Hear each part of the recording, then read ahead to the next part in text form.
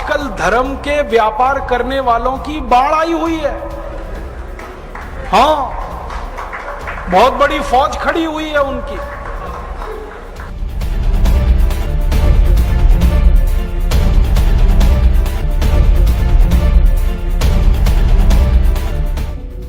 शराब का सबसे पहला फायदा, शराब आपके कॉन्फिडेंस को बढ़ाती है।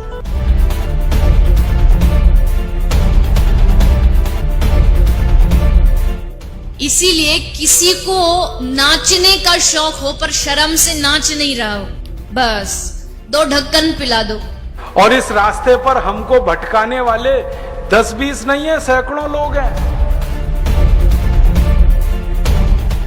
कि अगर इस्लाम को पूरी दुनिया अगर स्वीकार कर ले तो इसमें कोई बुराई नहीं है, तो ऐसे हिंदू धर्म को मैं तिलांजलि देता हूं। हिंदू धर्म कुछ नहीं है। और भगवान राम की जिंदगी के वो प्रसंग कभी नहीं सुनाते जो हम में वीरता पैदा करें। सूरत आपकी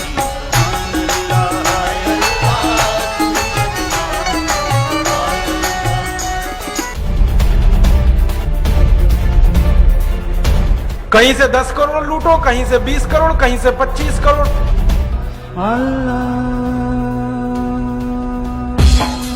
तेरी मोहब्बत दिल में है या अल्लाह, तेरी मोहब्बत दिल में है या अल्लाह।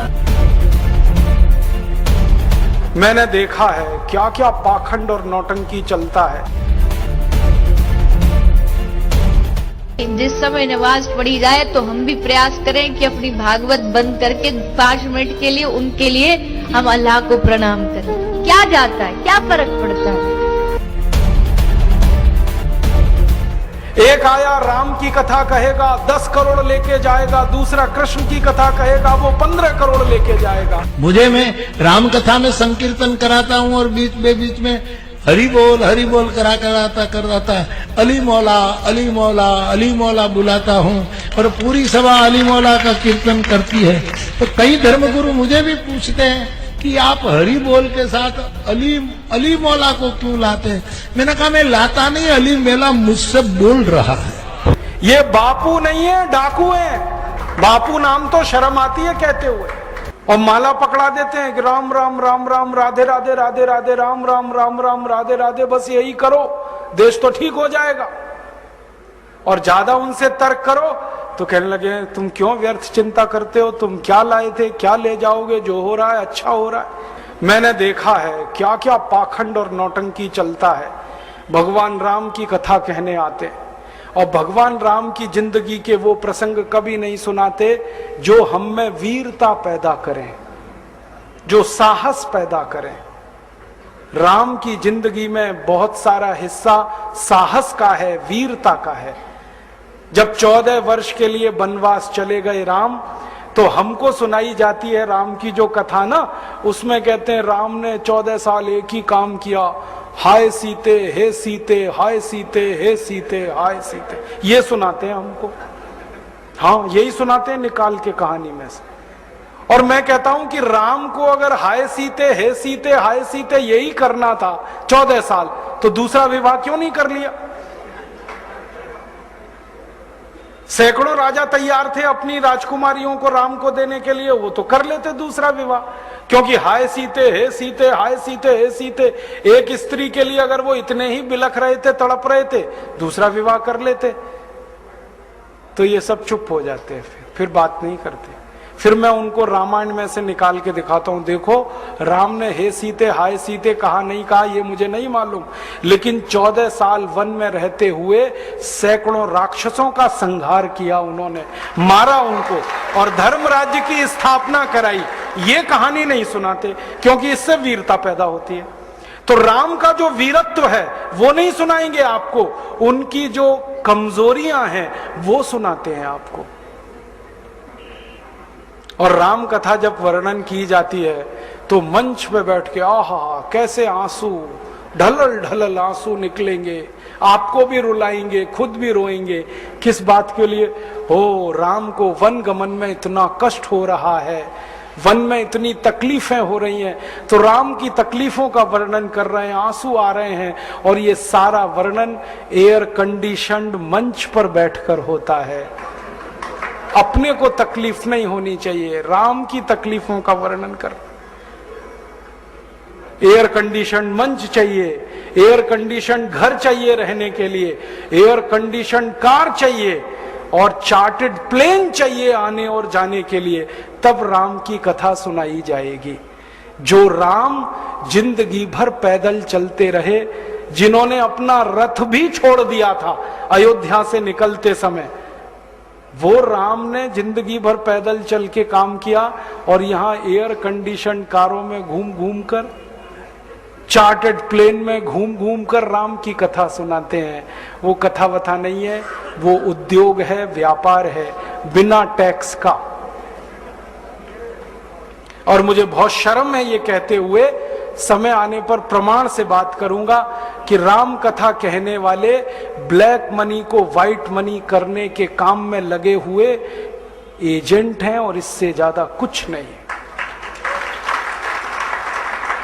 और मुझे इससे भी बड़ी शर्म आती है कहते हुए कि आप जो उनको दे रहे हैं दान के रूप में, वो पैसा ब्याज पर उठा रहे हैं वो दूसरे लोगों को, और आपके दिए हुए पैसे से धंधा बना रहे हैं अपना। फिर ऐसे कृष्ण की कथा कहने वाले आ जाते हैं, कहते राधे राधे राधे राधे राधे राधे, और कुछ कहो ही मत, राधे राधे। कंस को मारा, जरासंध को मारा, शिशुपाल को मारा, अधर्मियों को मारा, ये सब थोड़े में, राधे राधे राधे राधे बड़े में। हाँ, क्योंकि आपको कायर बनाना है ना, निर्वीर बनाना है, नपुंसक बनाना है, तो वीरता की कहानी क्यों सुनानी है?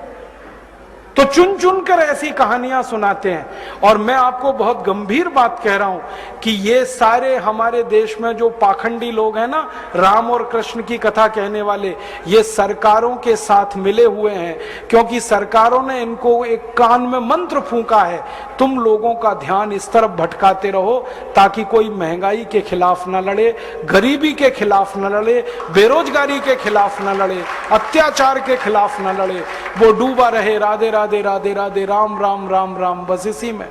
और समझाते रहो, तुम क्या लाए थे, तुम क्या ले जाओगे, क्यों व्यर्थ चिंता करते हो, जो हो रहा है अच्छा हो रहा है, आगे होगा और भी अच्छा होगा। एक रास्ता ये है। अब दो रास्ते हैं अपने सामने, एक रास्ता भगत सिंह का, ऊधम सिंह का, चंद्रशेखर का, एक रास्ता हमारे ये धर्म गुरुओं का, पाखंडियों का, जो राम की कथा, कृष्ण की कथा। मुझे बहुत ऑफर आए हैं, मैं आपको दिल का दर्द बता रहा हूं, सच में कह रहा हूं, आपसे नाम नहीं लेता। मुझे ऑफर आए कि तुम कहां बेकार भटक रहे हो, मेरे साथ आ जाओ। मैंने कहा बापूजी क्या होगा उसमें? तो कहने लगे जितना मिलता है वो डबल हो जाएगा। मैं बोल रहा कैसे? तो उन्होंने कहा तुम्हारी वाणी में बहुत जोर है, और मेरे पास लोगों की भीड़ इकट्ठा करने का, मजमा लगाने का तरीका है। मैं ऐसा डमरू बजाता हूं कि सब इकट्ठे होते हैं, और तुम्हारी वाणी में जोर बहुत है, मिलके लूटेंगे, थोड़ा तुम्हारा थोड़ा मेरा। ऐसे खुले ऑफर हैं मेरे पास। और मैं कहता हूं बापूजी माफ करो। क्यों? कहते तुम्हें पैसे नहीं चाहिए। मैंने कहा पैसे ही चाहिए होते तो बहुत रास्ते हैं मेरे पास, यही एक बचा है। पैसे ही कमाने हैं तो बहुत रास्ते हैं, ये एक रास्ता थोड़ी है। बहुत तरीके हैं, पैसे कमा लूं, घर बना लूं, बीवी बच्चे ले आऊं, करोड़पति हो जाऊं, 10 करोड़पति हो जाऊं, 100 करोड़पति हो जाऊं, बहुत आसान काम है ये तो। थोड़ी चालाकी हो तो सैकड़ों करोड़ बनाना बिल्कुल मुश्किल नहीं है इस देश में। फिर अंत में तो वही होगा ना, सैकड़ों करोड़ हो गए, एक दिन डायबिटीज होगी, एक दिन अर्थराइटिस होगा, एक दिन हार्ट अटैक आएगा, मैं मरने ही वाला हूं। तो मरना तो है ही, वहां भी शायद जल्दी मरूं, क्योंकि जब शरीर में तामस वृत्ति आती है ना तो जल्दी मरता है आदमी। जब तक सात्विक रहता है तब तक थोड़ा दम रहता है, तो तामस वृत्ति आएगी, मरना मुझे वहां भी है। तो क्यों ना इस रास्ते पे चल के मरूं जहां सात्विक वृत्ति भी है, मरना है ये तो पक्का ही है, जिंदा तो कोई रहेगा नहीं। तो भगत सिंह का रास्ता क्या बुरा, ऊधम सिंह का रास्ता क्या बुरा, चंद्रशेखर का रास्ता क्या बुरा, कुछ करके मरो ना। मरेंगे ये सब भी। राम की कथा सुनाते सुनाते हार्ट अटैक आएगा, मरेंगे वो भी। डायबिटीज सबको हो रखी है, मैंने देखा है नजदीक से जाके, सब इंसुलिन लगाते हैं, खाते हैं गोलियां, अपनी डायबिटीज नहीं मिटा पाते, दूसरों को उपदेश देते फिरते। ब्लड प्रेशर सबको बढ़ा हुआ है, क्योंकि ये जो काला धन है ना, इसका हिसाब किताब करने में बीपी ही बढ़ने वाला है। सब बीपी की गोलियां खाते हैं, सब डायबिटीज के लिए शिकार है, तो दूसरों को उपदेश देंगे तो मैं भी लग जाऊं, वो एक रास्ता है। एक रास्ता भगत सिंह, उधम सिंह, चंद्रशेखर का भी है। मौत तो दोनों में ही आने वाली है, बस अंतर इतना है, एक मौत ऐसी आएगी जिसको देश और समाज जिंदगी भर याद रखेगा, और एक मौत ऐसी आएगी कोई पूछेगा नहीं।